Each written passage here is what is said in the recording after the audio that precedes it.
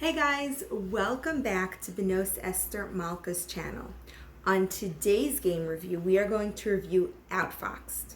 If you're new to this channel, don't forget to like and subscribe and hit that notification bell because every week we share a new game and teach you how to gamify it so you guys could play more games and learn at the same time.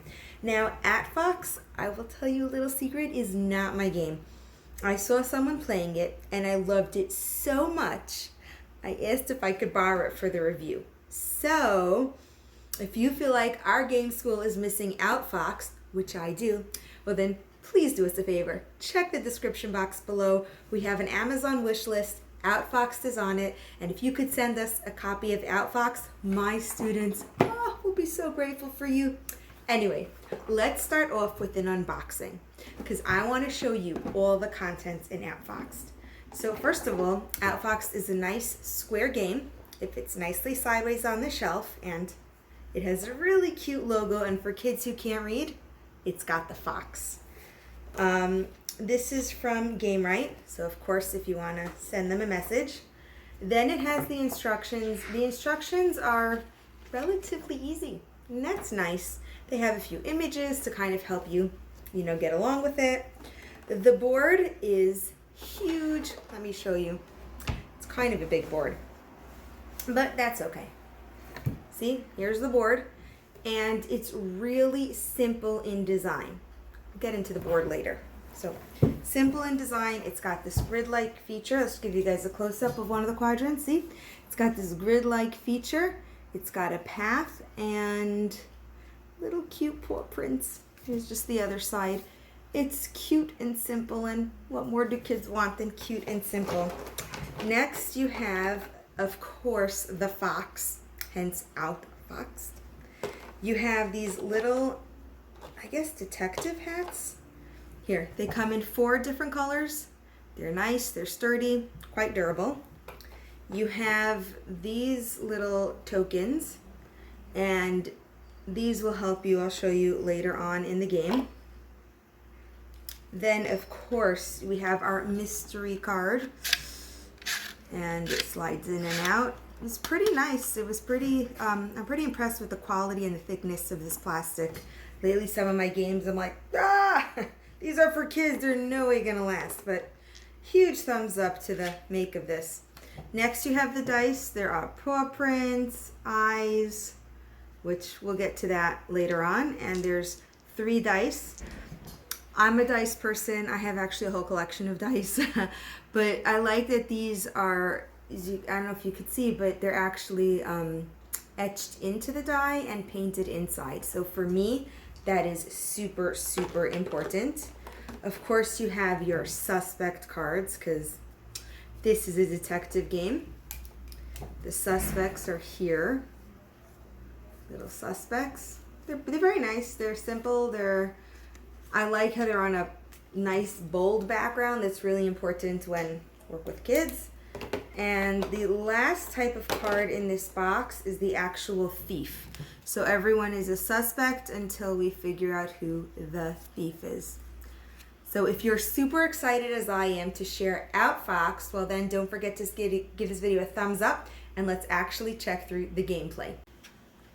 So playing Outfoxed is thankfully a very simple game. It is perfect for pre-readers. As you could see, there's no real reading involved, but as you could see here, you need a ton of space to play. So I'm just going to show you a little bit how to set up, and then we're really going to focus on the board. Every side has 4 suspects, as you could see, turned over. We got some down here on top. We have the fox in the corner. He's going to be sneaking around the path as we figure out who the thief is. And then we have the clue cards hidden throughout town. So the first step is, once you set up, is to actually choose a thief. Now, we don't know who the thief is. So we take our thief, slide him in our box, and our job is then to figure out who the thief is by uncovering the clues. So simple.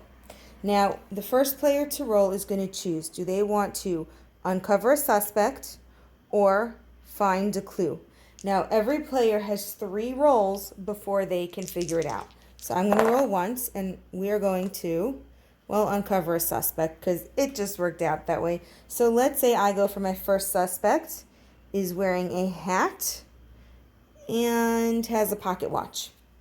And my second suspect has an umbrella, gloves, and glasses. Not much to go on now.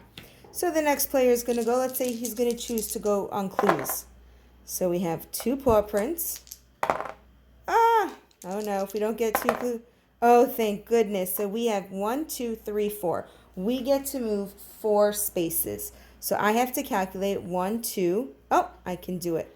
And I'm going to put the first clue. Now, the first clue is a suitcase. So here's the fun part. This is a little puzzle the kids love. I place the clue in the clue finder and I open it up.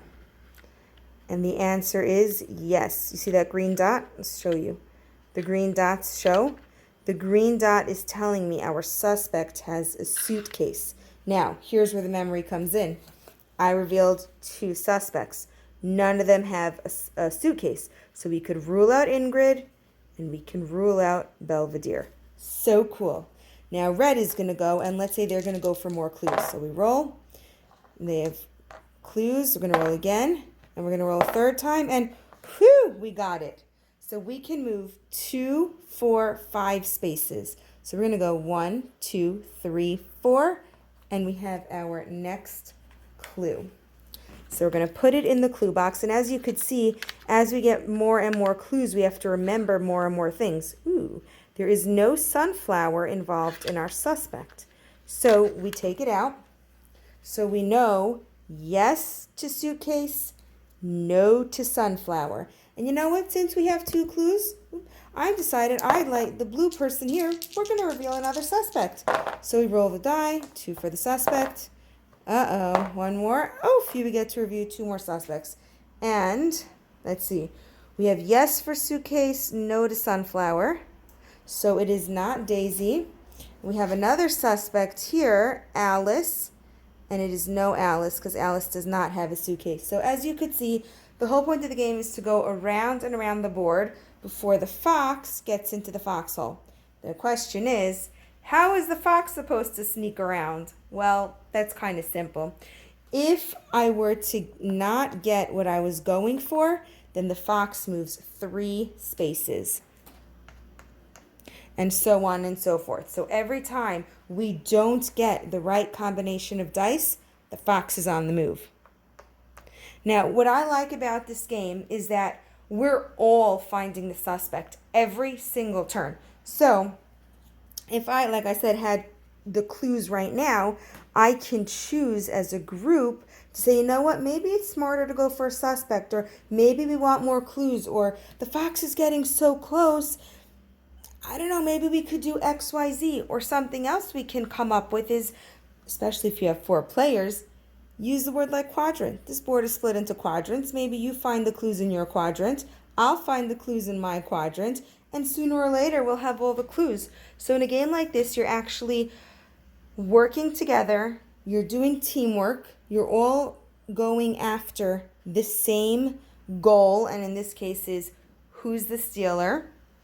And you all have to work together. Something that I love about this game is that, again, there's no reading involved. Yes, there are the names, like we have here Charles.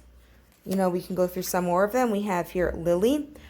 But take this aside, it's all image-based. So if you want to see my opinion of this game, well then, head over to the next segment of the video. And don't forget to give this video a thumbs up so we'll create more games for you guys. What do I think of Outfoxed? 1 being I love it, 2 being you decide, and 3 being not so much. I'm going to give Outfoxed a 1. And I'm going to tell you why. First of all, this is the perfect beginner game. Children are working together towards a common goal. They are forced to communicate. They have to use their memories. And they're having fun playing.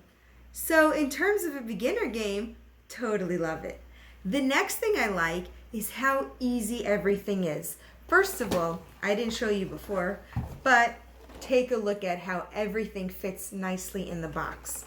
As you saw throughout the gameplay, there's a slot for the card, there is a cutout for the bubble, and everything slides in and out. So the kids are using puzzle skills to actually play this game. And something that I like from a teacher's perspective is I can generally choose 4 children, although it's not my game, but 4 children, or at least this person can choose 4 children, and to play the game totally independently. And as a teacher, they can watch and actually give fantastic prompts like, oh, so-and-so, what do you think? What would be a good next move? How do you think we can proceed? And as a teacher, this game opens the door to prompts and to conversations in which a teacher can leave a one-line kind of example or something for the kids, walk away, and have them communicate on their own. Now, while I do believe in competition and children need to learn how to lose gracefully, win gracefully, and be a great team player, in the very beginning, when children are first learning to take turns, it is Outfoxed that is fantastic. Unfortunately, Outfoxed is not my game. However, if you would like to help my students in my classroom and add Outfoxed to their collection, I'm going to leave a link to our wish list below. All you have to do is click on the link and follow the instructions from Amazon, and my students can now play Outfoxed. Thank you guys so much for stopping by. Outfoxed is one game that we have featured. Every single week we have a new game featured because you know what? Learning should be done through play, through everyday moments, because when your kids are happy and having fun, that's when learning happens. Don't forget to like and subscribe, and I cannot see you for next week's video. Thank you guys so much.